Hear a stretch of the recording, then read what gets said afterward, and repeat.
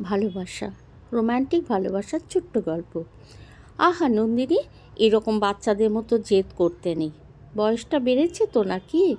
দিনে দিনে তুমি এমন বায়না করলে কি করে হবে বলো তো? শরীরের খেয়াল রাখতে হবে তো নাকি?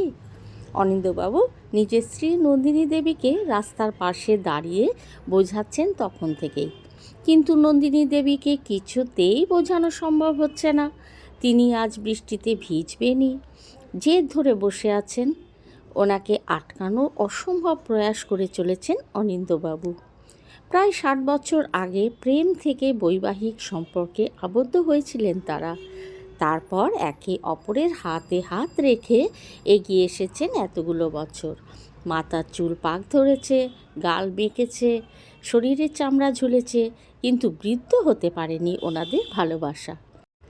এখনও বৃষ্টিতে ভিজতে ভীষণ ভালোবাসেন নন্দিনী দেবী, আর এখনও ভীষণ জ্বর এসে যাওয়ায় ভয়ে অনিন্দ্যবাবু একদম বকে নাগের মতন। মন কষাকষি আজও চলে তাদের। এখনও একই ভালোবাসা, একইভাবে চিন্তা দুজন দুজনার জন্য। নন্দিনী দেবী: আমি তো ভিজবো একটুখানি, এতে কি হবে শুনি? অনিন্দ্যবাবু: এরকম করতে নেই নন্দিনী, তোমার ঠান্ডার ধাত আছে, শরীর খারাপ করবে। তুমি শোনো একটু আমার কথা। নন্দিনী দেবী: আমার কিচ্ছুই হবে না, তুমি তো আছোই, তুমি থাকতে কি হবে শুনি? অনিন্দ্যবাবু: বুড়ো বয়সেও তোমার স্বভাব গেল না নন্দিনী। ঠিক কথার জালে আমাকে ফাঁসাবে, আর নিজে ভিজবেই।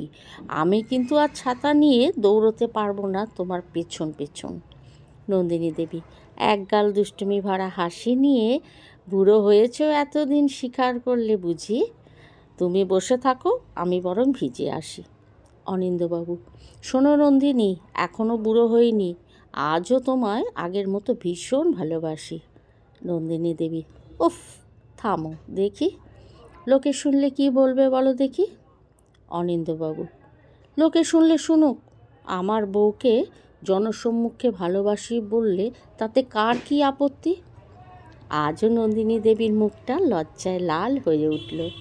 দৌড়ে বেরিয়ে গেলেন তিনি বৃষ্টিতে ভেজার উদ্দেশ্যে। পেছন থেকে অনিন্দ্যবাবু ছাতা নিয়ে দৌড়ে চললেন এবং বলতে লাগলেন, আগের মতো করে নন্দিনী অল্প ভেজো, শরীর খারাপ হলে খুব বকবো বলে দিচ্ছি।